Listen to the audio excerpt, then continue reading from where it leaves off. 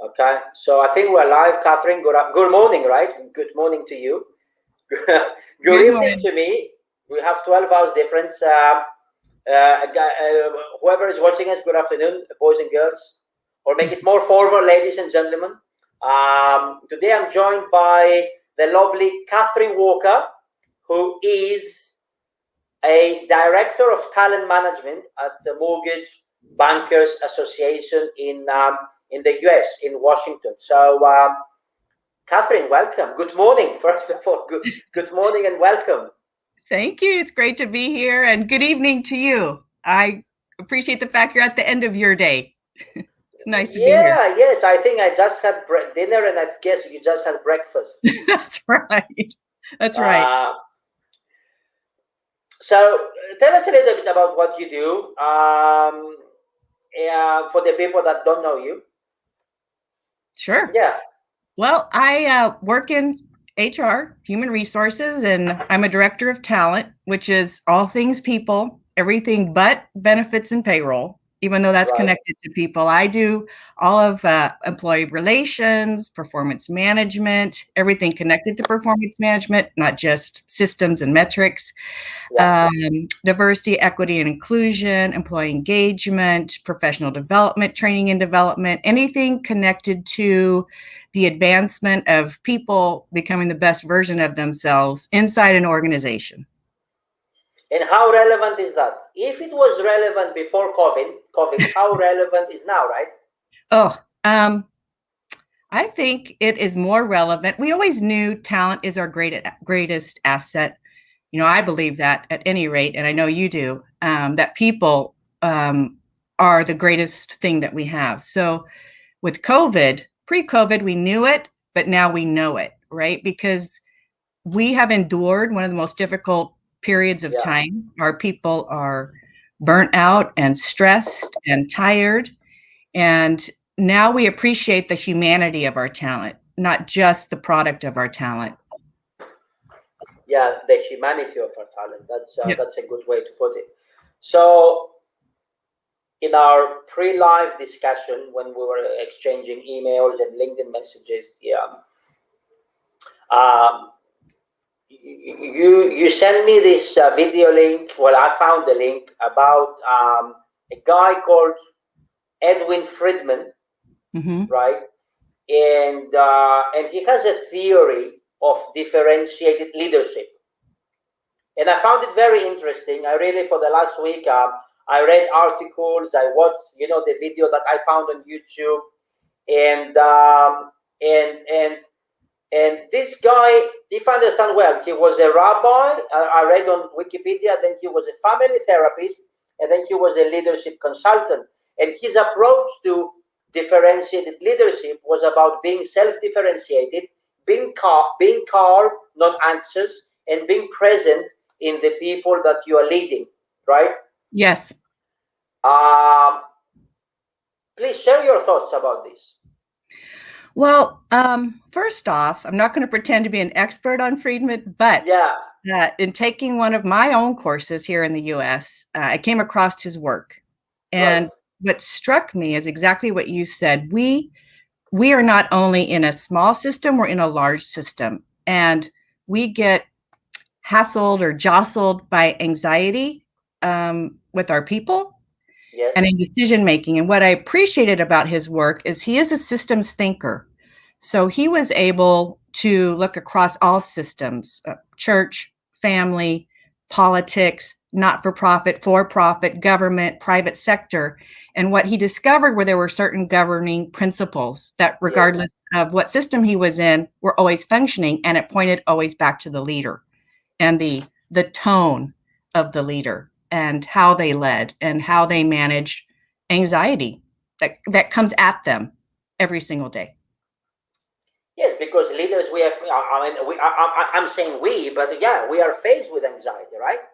Yes. And not only, personally, business anxiety as well, KPIs, performance, different kinds of anxiety, and as well as personal anxiety in terms of, lockdowns, people that we know, maybe friends, family had issues, and so on. So I think this theory is very relevant today. And this is what we would like to discuss today over the next, I suppose, half an hour.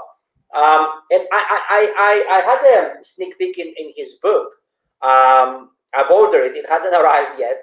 And I just realized if I'm traveling, the book will arrive when I'm gone. So I suppose I have to, I'm going to reorder it because I'm so excited. His book of Leadership in the Age of the Quick Fix, right. Failure of Nerve. Yes. Do you think pre-COVID, we were living in a quick fix leadership approach? Yes. And well, I think we've always, and a lot of his book is geared towards Americans. So let me just state that up front. Yes.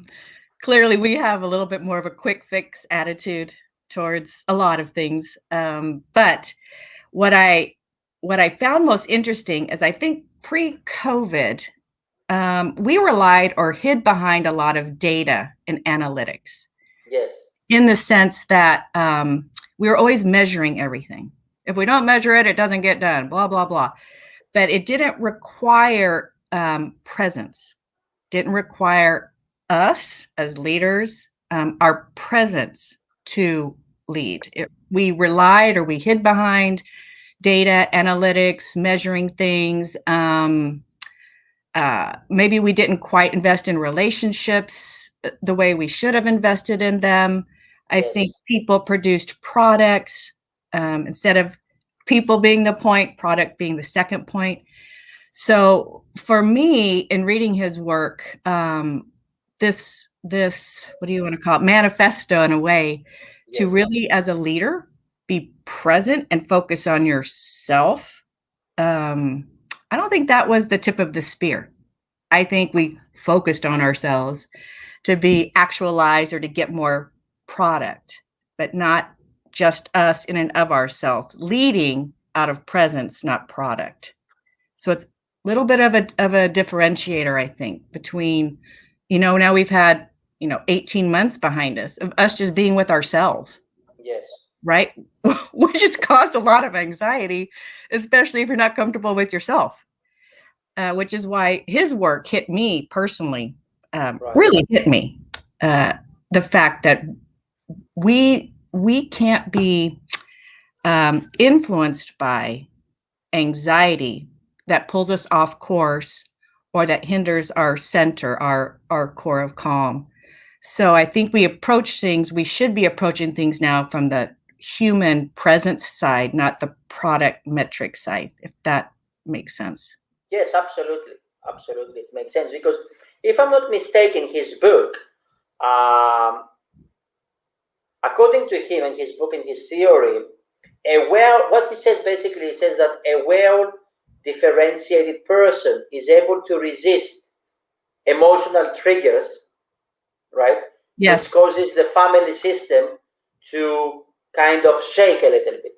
And then he brought this family system to organizational leadership, right? And he said, and the approach of system thinking, as you said, because his systematic is fundamentally different from that of traditional form of analysis of what you're saying. So let's imagine this, right? Because I get it all the time through my coaching practice. How do I do performance reviews? How do I engage my people? How do I drive my people? How do I do my KPIs? So if right now, let's talk about something very practical. You are about to do a performance review to someone, right? How will you structure it for the people that are watching us? Because the right audience should be managers, leaders, executives, and so on. Not only in organizations, could be government, could be public, could be private, could be non-profit, could be anybody really, sport coaches, anyone who is leading teams. So my question again, if you were to do a performance review, how would you kind of structure it? What would you focus on?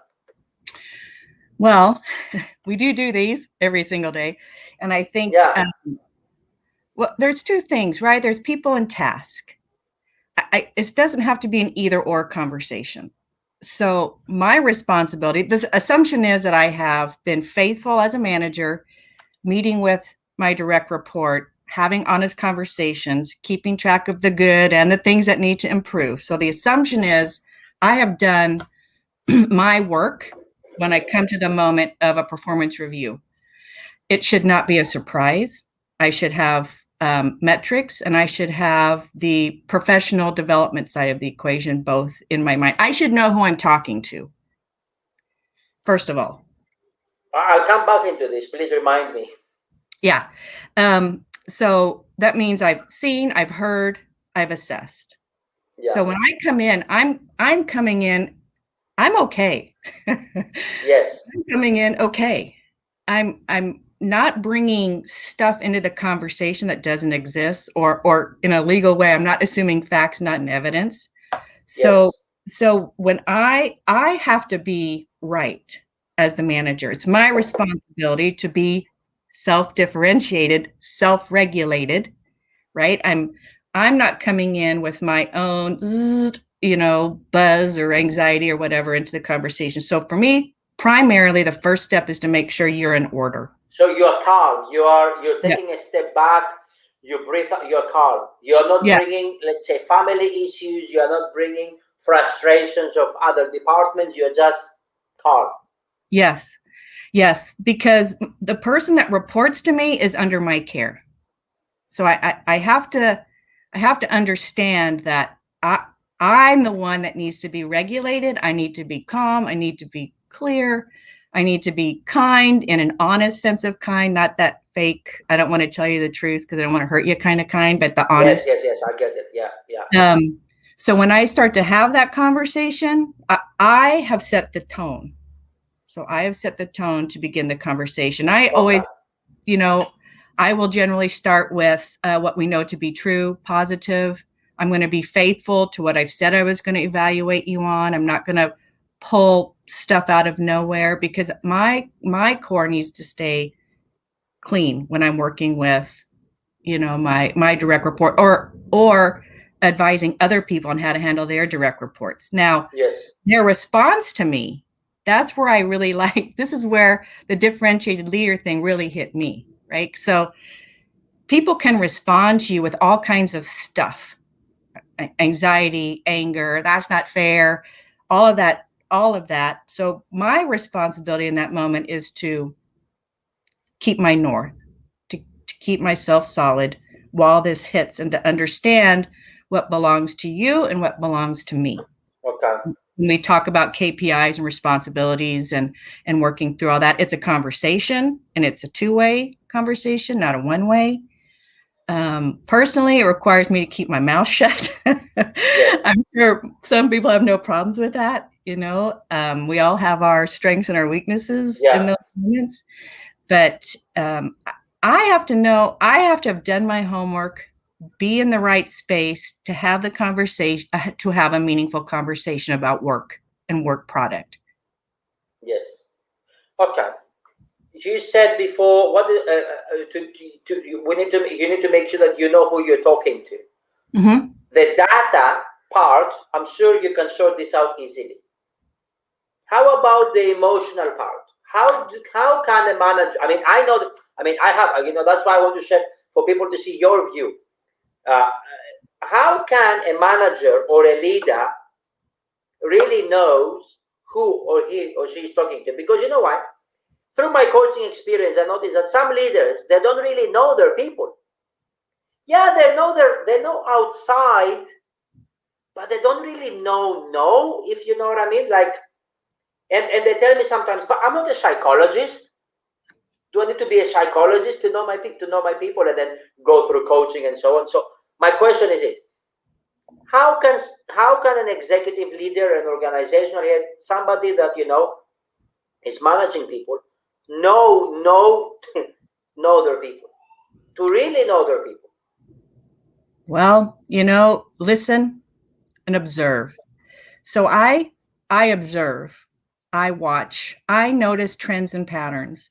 You mean for example, management by walking around? How can somebody observe? Email tone? Yes, both and. Yeah. Communicate in whatever avenue you have at your disposal. Yeah. So for instance, I notice trends and patterns, and a lot of this comes from my previous career in education. I was 18 years in education, secondary and university. Right. And part of my work was diagnostics, behavioral diagnostics, Yes. academic diagnostics. So I Interesting. notice a lot of things.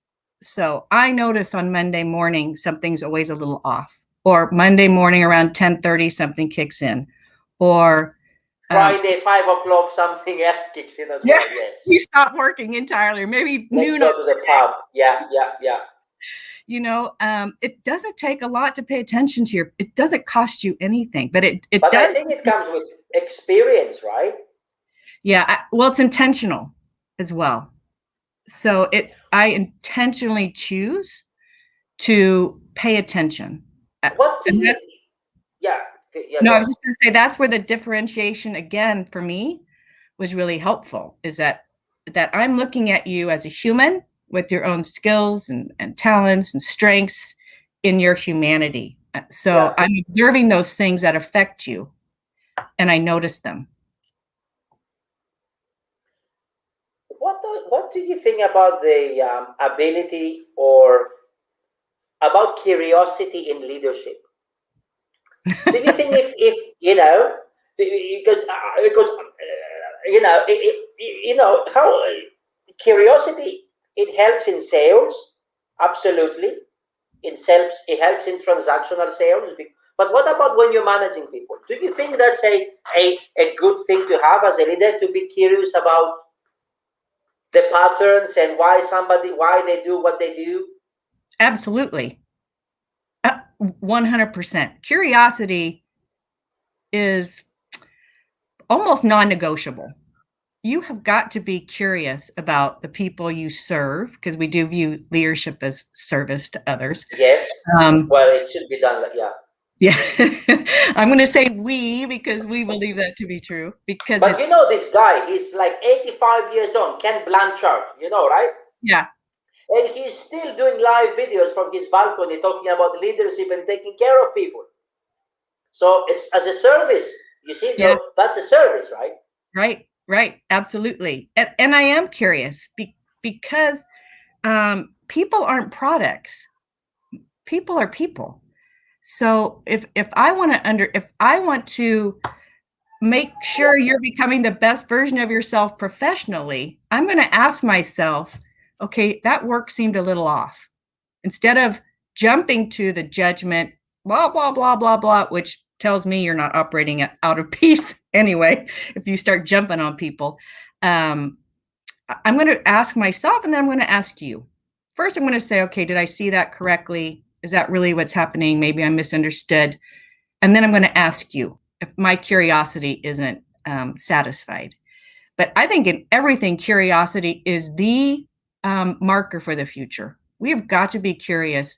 This world is different, and it's after the pandemic and post-pandemic and everything coming down the line. If we aren't curious about what's going on, we will be left behind, because asking questions, critical thinking, paying attention to others, paying attention to the system that we're in is going to be how we survive. We have to get curious. So to me, it's non-negotiable.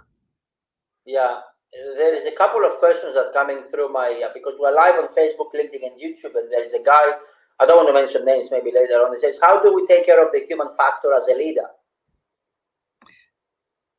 Well, pay attention. You answered, but Yeah. So paying attention to the individual, you mean? Yes, right. Actually, look them in the eye when you can. Remember back in the day, you could look them in the eye, or I could look across the way and see you over there. Yeah. Right. Look here, you look here. Yeah. That's people, right. If you look here, apparently you're not staring at people. So. That's right. We don't want to feel like a Doberman Pinscher that Yes. for the challenge. The human factor. So, for instance, maybe I notice, and this might seem ridiculously easy, but sometimes it's the little things in life that right our ship. If we're tilting as people and we're hurting or in pain or whatever, we're tilting a little bit. That self-righting thing. Maybe I bring you a coffee. Maybe I get you gift certificate to Amazon. Maybe I do something that says to you, I recognize you as a human being versus just getting something out of you. It doesn't have to be big. It doesn't have to be grand gestures. It could be, I've worked with a person who had trouble concentrating, tended to doodle a lot, which was dyslexic maybe. Right. So I got them an official doodle thing or something that they could do that could help that person concentrate. Wow. Because I noticed under certain circumstances, they just dipped, right? They got a little nervous and they dipped. Yeah. But I noticed it. So, being a human being means I also know I'm a human being, and I'm not a machine. I know you're a human. I know I'm a human. There's certain things that motivate me, certain things I like, certain things that just you notice when I'm dipping. And being able to answer that properly, right? So I don't want to give you a coffee if what you really need is to go for a run, and not answer questions nobody's asking. So that human factor means I know you and I understand what it is you need in this moment to do what you need to do. Long answer. Yes, absolutely. Another question that comes here says, would you say that after the pandemic and implementation of working from home, of this culture, do you think this makes leaders today more anxious than before? Yes, I do. I agree. Absolutely. Yeah. Because now it's you, right? Now it's you leading. Yes. And your presence, your ability to stay peaceful and calm and orderly and lead out of the strength of your presence versus stuff. And because we've had to be virtual, because we haven't been able to rely on that vibe or that I don't know, sixth sense that you get in the office. Well, I like you. I walk down the hall every day and say hi, because all of that doesn't those gestures don't exist, or those tangible markers. Now it's just us, right? One of the things with performance, which was kind of good, is now it's just your performance, right? Now, all of the things that may have covered that up a little bit are gone. So now you have your work product. There's no having a water at the water cooler. You're not at your desk and you're getting a coffee, whatever it is. Those are all gone. So now I have one thing that I see. And I think the reason leaders are anxious is because they don't know what to do. And they're anxious because they're trying to do and not be. It's okay to say, I do not know what's going on. I'm going to do the very best I can with what I know to be true. We're going to do right by our people to the best of our ability. It's going to be messy for a while, but we're going to figure it out and address the fact that we too are anxious, that we too are nervous. But if you don't know how to lead, it's going to be very, very obvious that you don't know. Exactly. But how do you know how to lead? I mean, you said do and be.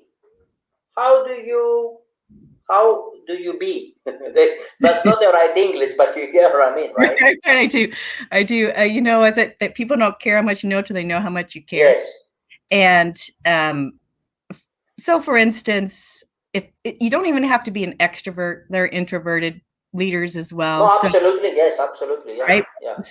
So being is being the authentic individual in the moment with what's needed. So, for instance, there were a lot of videos that came out at the start of the pandemic when CEOs had to get on and say, we're going to have to downsize and some of those things. And the way they presented themselves, you could tell they were talking from here and not just here. Yes. And the tone, I can think of it, it's like a musical tone or yes. that you hear when it comes out of here. This isn't shut off. This is very aware, very alive, feeding yes. facts and metrics and data, but they're talking from here. So you can read in between the lines, the vocal lines. Exactly. However folks are communicating, you can tell in a written message. Yes, absolutely. Yes. You can absolutely tell. You can tell in an all-staff virtual meeting if you're just kind of going through the click, click, click, click, Yeah. or if you're really talking to me from here. And it's a completely different tone. And people can smell it. People know it. They can feel it. We may not always be able to verbalize it, but we know. We know when we're getting this or if we're just getting this, like with no connection. So being a differentiated leader, I suppose, has to do a lot in focusing on strength rather than weaknesses, right? Well, I would say it's focused on because his book, his book is quite heavy. I mean, yes. I don't mean physically heavy. No, I know. It is the content is heavy. You really need to focus and to analyze and to read it again. Yeah. And I actually read chapter and then I have to stop. Yeah. And then I have to make notes. And I think, it was published posthumously. So the way he wrote it too, it wasn't linear necessarily. It was written as he developed the next chapter sort of thing. Yes.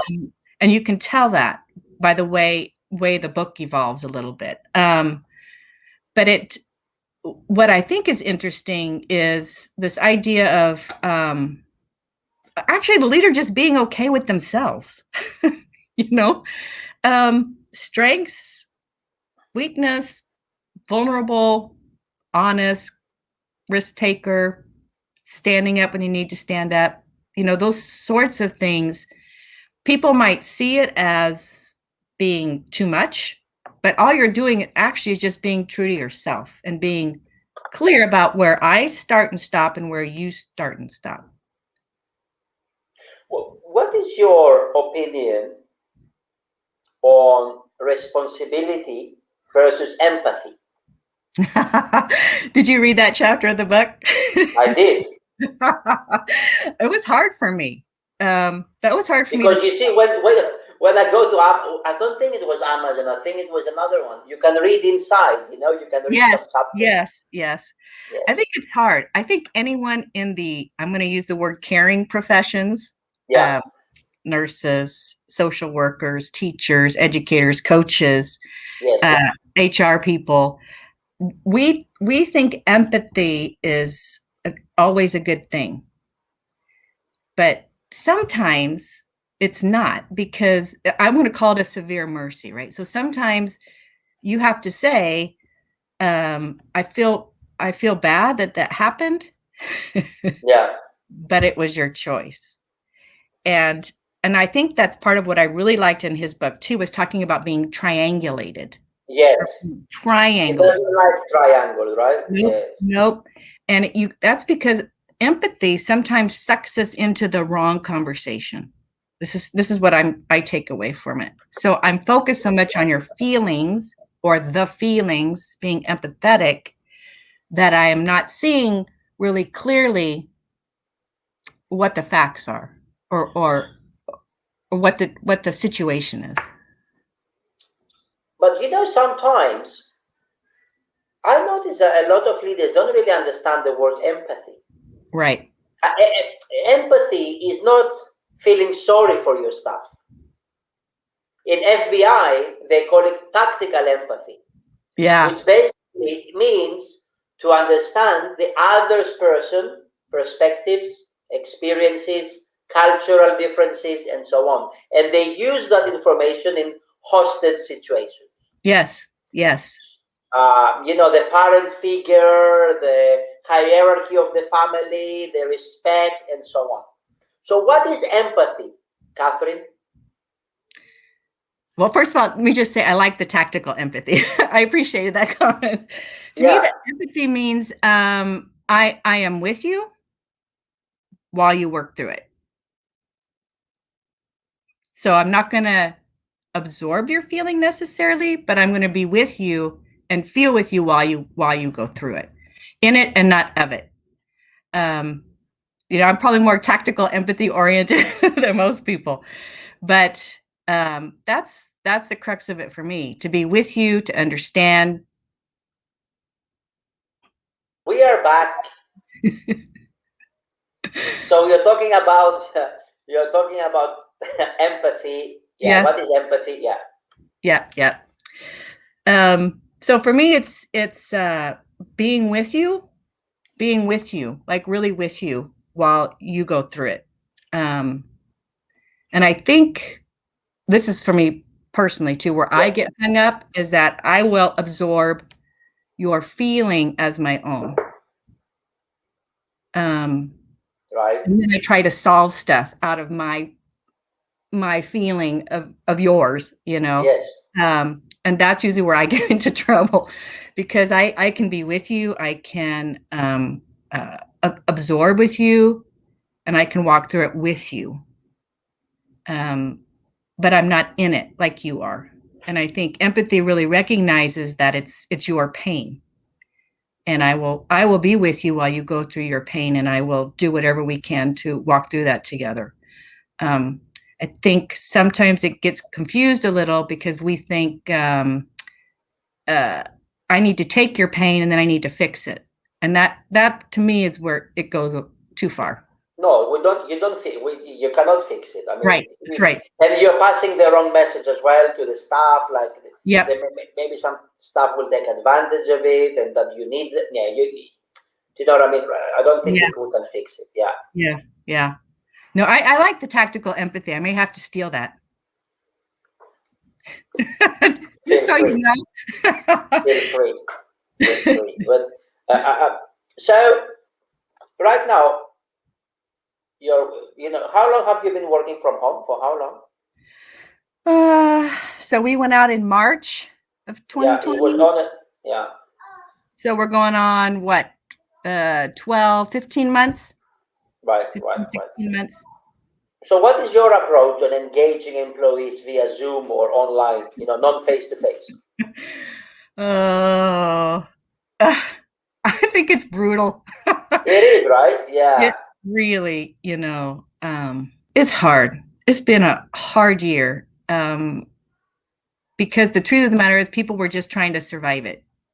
Now, we have never been a hybrid model. So we have never been a remote model. We were brick and mortar the entire time. We went remote overnight. Classic. Yeah. Classic Washington, D.C. model, especially in our work on the Hill. So for us, we just had to survive. First of all, we didn't have the technology. Our go-to meetings could only hold 50 people. So we're 160 total. I think there's 50 in my mentor program, mentor program that we have. And it all just nosedived because we just were never set up to function that way. Now we've gotten, like everybody else, Zoom fatigue. Back to back. So what we did was, in trying to figure out how to restructure our work in a remote environment or in a hybrid model, we just try to do the same thing virtually. So meeting, back to back. And engagement, what's that? It went out the window, which is trying to survive and hold on to your jobs and deal with family, especially parents, at home, and you've got 3 kids and they're all trying. It's not easy. No. So I don't want to say we did a bad job. I just think we did what, we were just trying to survive. But now going forward, we do have an engagement survey running this week. We did regularly measure employee engagement, and we use the outcomes of that to develop strategic initiatives for our staff. So we just ran one. We're running one now. And so we'll see. We'll see, because we need this is the time to do something new. Exactly. This is the time to pivot. This is the time to reshape leadership. This is the time. Yes. Exactly. Yeah. And it's not an either or. You don't have to be, because now that old business case doesn't work. You can't say we need to be in the office to be productive, because we just showed you in the last 15 months, we were just as productive, if not more. So the business case has flipped. Why should I be in the office? And then what is the role of headquarters now? Why do we come in there? Is it to be together?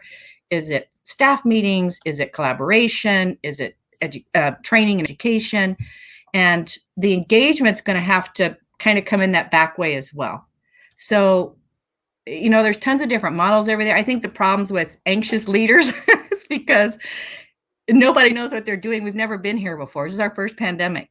So, we're all trying to figure out who our people are now, right? So what are their needs now versus what they were pre, and then figuring how to engage them with a different lens and with different information, because we need a new answer. All that no answer. Yeah, what what I'm thinking now? I'm thinking you said what is the role of the HQ and people working from home? So maybe that work from home thing has also changed the hiring criteria. For example, talking from experience is reliability, self-reliability, self-management, time management. It is now something I really look at. For example, when I send an email to somebody with a time schedule of the interview or something, I see how long have they replied, and you can tell, right? If somebody straight away replies straight away in the email and you get the notification, you can see that this candidate is connected, has a good relationship with technology, he's keeping up his emails, he knows, very basic things, right? And straight away you can tell what kind of person this could be without judging. Yes. So what do you think? Do you think the hiring criteria changed? Well, again, I think we just got more intentional. We got more focused because all the other fluff. So, for instance, in Washington, everybody's always late. You're either 20 minutes early or 20 minutes late because they blocked off the street because the president's going by or some sort of thing, right? So, people would come in late to an interview, and we'd be like, we get it. Or the metro breaks down. We're a heavy commuter culture, myself included. Right.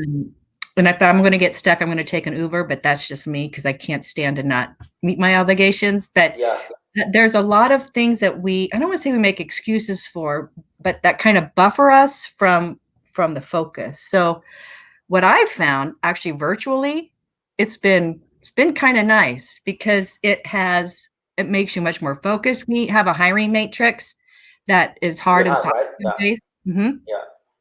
And we've developed that in a very transparent manner as part of our diversity, equity, inclusion initiative to make sure we were being clear about everything. And what has happened is, first of all, we have lots of stakeholders in the process. Second of all, the tech is actually a measurement to me of how you're going to handle pressure. So, stuff happens, we all know it, but how you handle that moment with tech. The other thing is the communication, right? Communicate. Now more than ever, we have to be able to say, I'm going to be offline for the next hour. Text me if you need me. I've noticed that as well. I'm like you in that. So I notice if too much time goes by because you may have one job, but I'm managing 10. And that's just part of my job, right? It's that I have responsibility for, because I forgot to say I do all recruiting and hiring. I'm the tip of the spear for that. But I notice those things because it's a communicator of respect and presence and focus. And you have to adapt that. So I can't just rely on the fact I'm going to walk down the hall and fix this. I have to be very intentional and over communicate because I don't know what you're doing out there. All I know is this was due on June 15th at 12 noon. And it's June 16th at 5 o'clock. And I heard nothing. Yeah, that's why, for people that are watching this video and they are not managing people, is, people are looking for reliable employees. Yes. And, and the last thing that a leader wants is to chase people. That would be correct. And the reminders, and we are in 2021. You can set as many reminders as you want. Please don't let me be another one, right? So for the people that, maybe for graduates, it's May, June. You have a lot of graduates globally. Yes. People are looking for reliability. Yes. Right? Dependability, reliability, honest. Yeah. Hard work, silly things like that, right? That have been the basic things. Yeah. Yep. Absolutely. Time management. Yeah. Yeah. And it's not rocket science. It's really not. Just do what you're going to do, what you say you're going to do. I think I have a sign up in my wall that says work hard and be nice. So I saw, yes. That's why I put in the. so that's my whole philosophy, That's why I right? chose that picture. Yeah. Yeah. Thank you. It's because it's the truth. Work hard, do what you say you're going to do, meet your obligations in a responsible manner, and be decent while you do it. But I will say the reliability thing, we don't have time to run around and find out where you are and what you're doing. I wish, but especially in a virtual environment. So one of the individuals that reports to me is 100% remote now. So going back, I'll be in the office a couple days a week or something like that. But this person was now 100% remote. So we have to figure out how we're going to communicate and how often and in what manner to make sure that we don't miscommunicate and create an even worse environment because we're not paying attention to what's due when.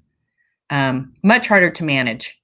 And I mean, I just want people to do what they say they're going to do when they say they're going to do it. Right. So if you come in and you say you're going to turn this in, then just turn it in. Just turn it in. What do you think? One of the maybe last questions to the time. What do you think that some leaders are self-sabotaging themselves? Yes, sure do. And it usually seems to me, my observation, when they get out of their lane, so to speak. Yeah. Do you think? Yeah. No, please go ahead. No, because I've noticed sometimes some conflicts. A couple of weeks ago, I've done a video on conflicts, conflict management, especially when you're managing people, you want to be there, but you don't want to micromanage. And at the same time, you don't want to be the one creating conflict, because sometimes I've noticed that sometimes management creates conflicts. But it's all about keeping the balance of trusting somebody, and then that person also delivers their tasks on time. So how do you balance that relationship? Or what would you suggest to somebody balancing the relationship of trust and at the same time, giving tasks and so on? Well, it makes me think also of Friedman again. When you as a leader are moving out of anxiety, now don't get me wrong, we all have anxiety, right? We all had something that was due and it didn't get done. But my ability then to say to you, okay, this did not happen in this way, the way it should have occurred, that I can be able to say that very clearly, should be a measure of my ability to trust you, right? It makes me vulnerable to come out to you and say, look, this shouldn't have happened this way, and this is how we're going to fix it to make sure it doesn't happen again. But I am of the opinion that trust is a bit earned, right? So, both ways. Right, exactly. So I'm going to trust you. I'm going to do it in the English version. Trust but verify. The Germans say trust is good, control is better, which is too far. Probably. Yeah, that's typical German. Yeah, but if I really do want to trust you, I'm going to start out with this, and then I'm going to give you the opportunity to keep it. Right. So I'm going to assume that you're going to do your job. And if you don't do it, then I'm going to ask you where the pivots were, or where the breaks were in that. Was it lack of information, or you're just expectations? Yeah. Exactly. But I think it's a dance. It's always a dance with trust and responsibility. I'll give you more once I can trust you with this. Like with kids, I've got to know I can trust you with this before I give you more. I'm not just going to give you all of this when you're not ready for it. So yeah, and I think something that leaders should avoid to do is to show that you don't trust. To show it, because if you show it, you don't trust, it's worse. It's better not hire the person, for example. But I need to fill the position. Yes, but yeah, pay me later. I need to fill the position. But I need to fill the position. But I need to. But if you. But I. Yep, exactly. And I think that's where that triangulation that Friedman talks about, when the anxious person, cell, being is moving out of that. I got to feel the job. I got to feel the job. Right then, I know I need to slow you down. I need to slow the roll here because we're going to make a bad decision. It's just a matter of time because you're being motivated by something unhealthy. Absolutely, yes. So it's not easy. Managing anymore is not easy. I don't know if it ever was, but I think we have 5 generations in the workplace now on top of everything else. And us trying to get along with each other and find a new way forward with trust and responsibility, and what this generation expects and that one demands, and the generational conflict on top of it. It's almost like we have to find a new language with each other. And it's we have technology as well that is like it's so fast. Yes. I like every week I need to update my apps, because if I don't update it, I will miss notifications, and I feel old. I'm like in my late 30s, early 40s, and I feel like I feel old with technology. Like I can't keep up. I need to be like 25. But yeah, yep. And you know what? But they need us, right? Because they're growing up with that obsolescence rate, that speed. Almost like, with little ones, their head is bigger than their body, so they get that forward lean, but their legs can't keep up. I sort of feel that way, right? Because we all have to grow up so where everything connects, and they need us like we need them. I'm all about the next generation. I grew up with no cell phones, no computers. We didn't have to, I grew up in that generation. So I'm significantly older, but I like learning from the young people in our organization. I call them. Yes, absolutely. Yeah, it's good. Yeah. But it's hard, right? So they keep up with that intuitively, but they also lack over here, right? So that whole age of the quick fix, I think that's where we see the need for leaders who are really centered, who know who they are, can stand up to the pressure, and lead others. But this is what I had in mind before about self-awareness, and to know who you are is not easy. No. To know your strengths, to know your especially your weaknesses, what you're not good at, and then how to delegate, what to delegate, mm-hmm. Who to hire, who not to hire. And I think also it's self, and then you have sometimes ego in the middle. Right. Of course. So being in a leadership position, first of all, genuinely, if you want to be a good leader, genuinely a good leader, it's I don't think it's always a battle with yourself. Yes, absolutely, because it starts right here. Not out there, not with my little metrics and data and financial starts right here with this person. And the other thing is, some people are leaders who ought not to, who are leading who ought not to be. Sometimes you should just be a number 2. You're not a number 1, you're a number 2. And I mean, that's a whole conversation for another day. But so my last question is this then. What is your number 1? What is the number 1, according to you, leadership ability or characteristic a leader should have? Self-regulation. Right. Okay. I need to know myself, and I need to manage myself, because what I do out of this springs all kinds of crazy. So I need to be very good at being me so that I can do right by others. Few more thoughts before we wrap up then. Your final thoughts. You can say about, a differentiated leader or leadership. You can decide. So, yeah. Gosh, I don't know. This was a great conversation. Yeah, we should do it again. Different subjects, maybe, right? Yeah. My final thoughts. I actually really like people, and I want to see people become everything they're destined to become. And I also think at my age in life, I want the things I've been through as a human to matter. And I think when you lead others, when we are in positions of responsibility for others, we bring all of that to the table, all of it, right? Who we've been, where we're going, where we want to be, where we want to go, good, bad, and ugly in our lives. And I want it to matter. And I find the best way for it to matter is to give back to the next generation, and be honest. Be honest as a leader. Be honest as a person, so that they can find their own way forward. Yes, that's a good thing to find their own way forward. Because at the end of the day, leadership is about influence. Yes. It's about developing others. It's about a vision. This is the road. This is where we're going to go.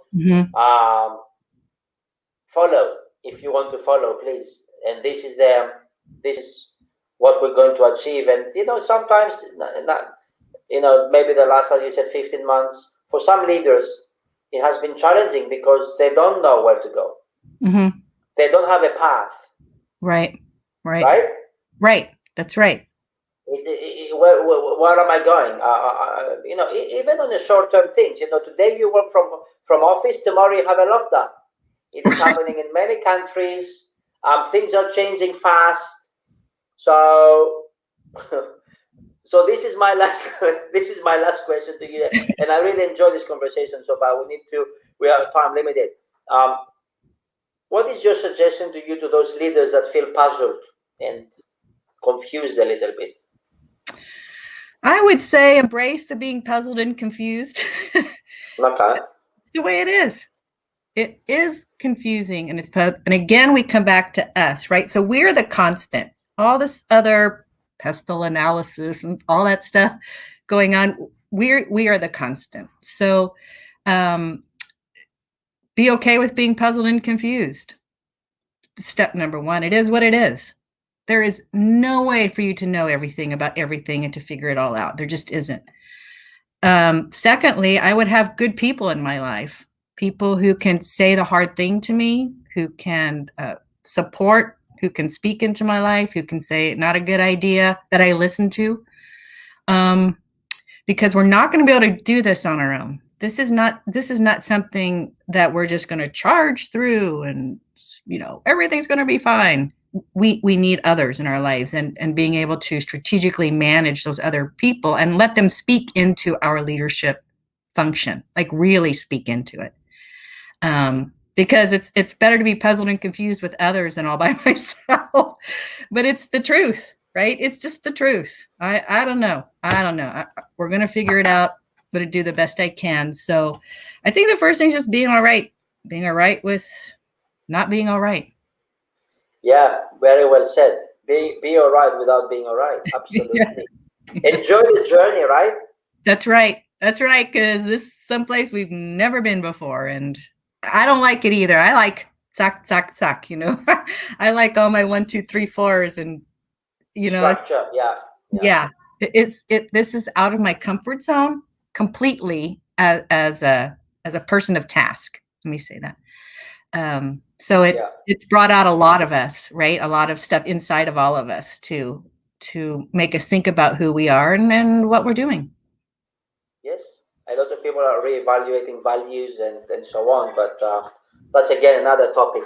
No topic. Yeah, because with our conversation, we don't want to tell people what to do. No, we want to share experience, and the people that are watching, they can watch it again and take it in and really process the sentences in their mind, and then decide, and hopefully we add value. And this is what we want to do with this conversation today. We want to add value for people to take it further, because you can bring the water to the horse, but you cannot make the horse drink. You know this. You're managing people for many years. Yes. And the leader cannot push. A leader can pull, go, and the people that meant to follow you will follow you. Yeah. And they own it. If you do it, you own it. And that does something to you. So, yeah. Katheryne, thank you very much. It was a pleasure. Yeah, same here. It was great. Enjoy your day. It's 10 o'clock in Washington, D.C. and 10 p.m. at my end. Good morning to you and good night to me. Thank you. It was a real pleasure. Have a good evening. Thank you. I will see you again. Take care. All right. Take care. Thank you. Bye-bye. Bye-bye. Bye, Katheryne. Bye.